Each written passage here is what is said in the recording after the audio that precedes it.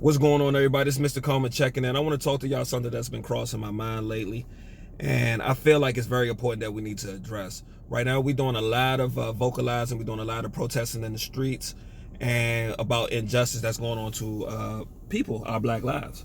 But I feel like a very key moment, a very key factor we cannot lose in the process of this fighting, and that is accountability. Lately, I've made a couple of posts. And I just want, the couple posts, I've opinionated a couple things, and I wanted to get other people's thoughts.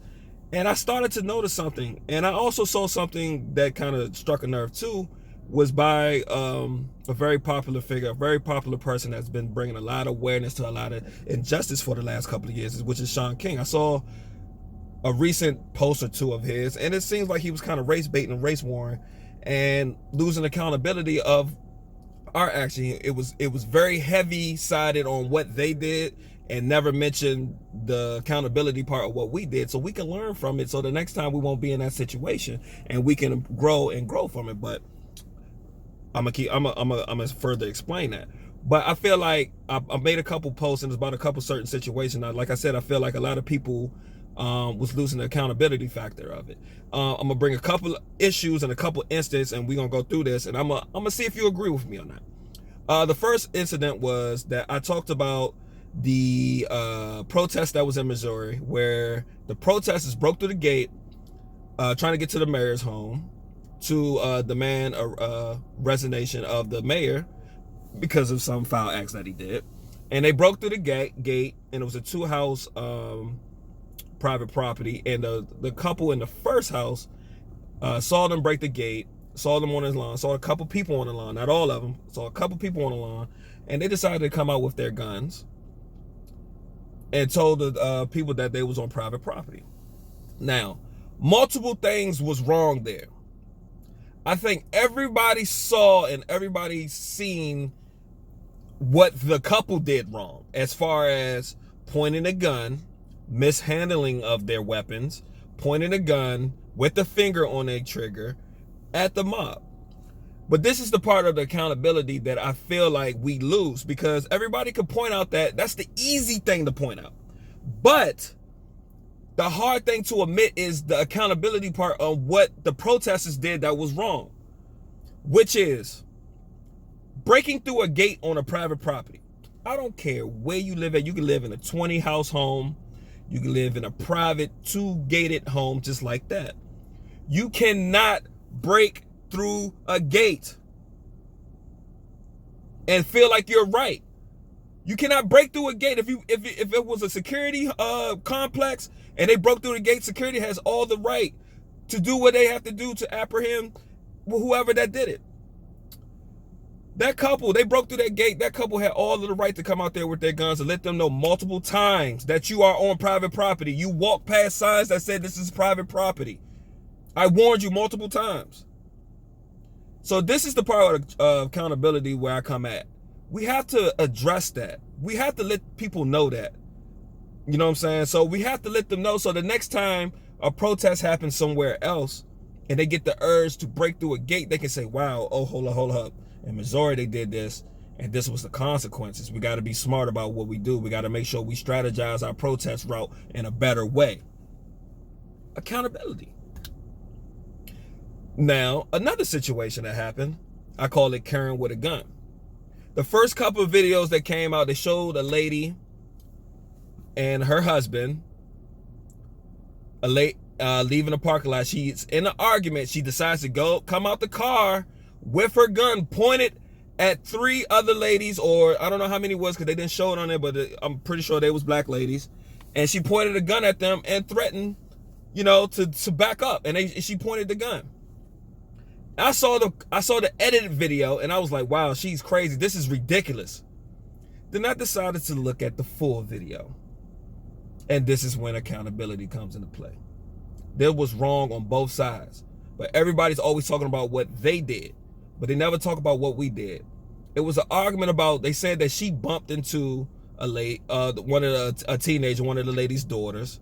She bumped into her, and the lady decided to put her phone out, address the issue, pretty much harass her, call her a racist, And the lady was like, you can't come around here just calling me racist because I just don't agree with something, or I didn't, see something your way. I didn't mean to hit your daughter, but you're not going to sit here and call me a racist.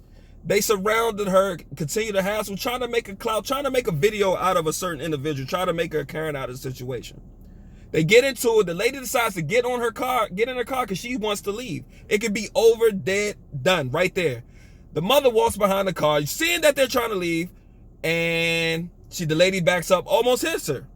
She smacks the car, hits the car, bang on the car, and the lady decides to come out with a gun, like, yo, let me go, get away from me.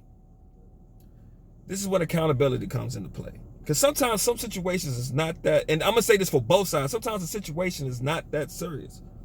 It's not that serious on the first fault of calling the lady racist and trying to do all this and pull the camera out. Just address the lady, tell her where she's wrong, and let her get the fuck out of there. That's the first part of not that serious. The second part of not that serious is the lady coming out with the gun and pointing it at her. But we've addressed that all already because we've seen that edited video multiple times. We've seen people like Sean King say, "Oh, she's a racist. You can see the anger in her eyes and from slavery." No, that's cool. You're very opinionated on what you're saying, but let's speak accountability. Let's speak on what we did wrong so we don't have to do that again. So we don't look like fools again when we addressing somebody that is wrong. And these are the things that just hurts me, because we always look at something one-sided and we don't grow as people. Taking accountability is a sign of growth. And we need to do that. My last thing is the NFL. And it's funny because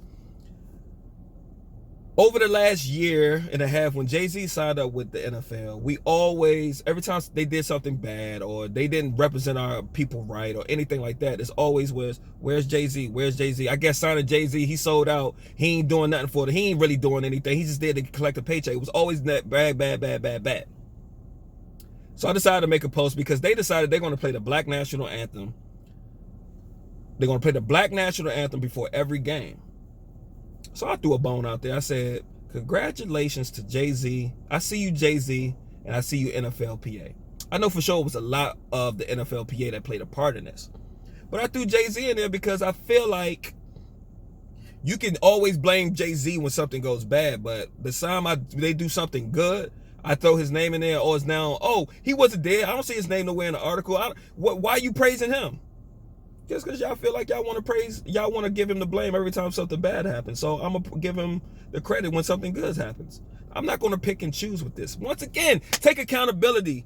Let's stop crying wolf. Like, we have to make sure we smart about our arguments.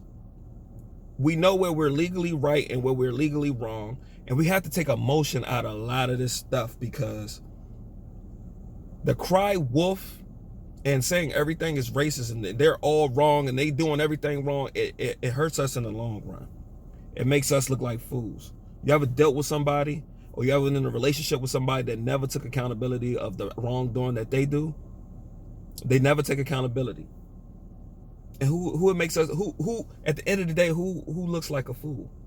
But you ever been in a relationship where somebody actually did take accountability and say, you know what, I was wrong. I should never do that again. I see where I made a mistake at. They grow. They become a better person. So us as black people, let's grow and become better people. Let's take accountability. When we see wrong, no matter if it comes from politics to religious, to certain situations, when we see wrong, let's call out wrong. Let's take accountability for the wrong. And let's talk about how we can make sure we grow from this. But this is Mr. Coleman checking out. I'll talk to you.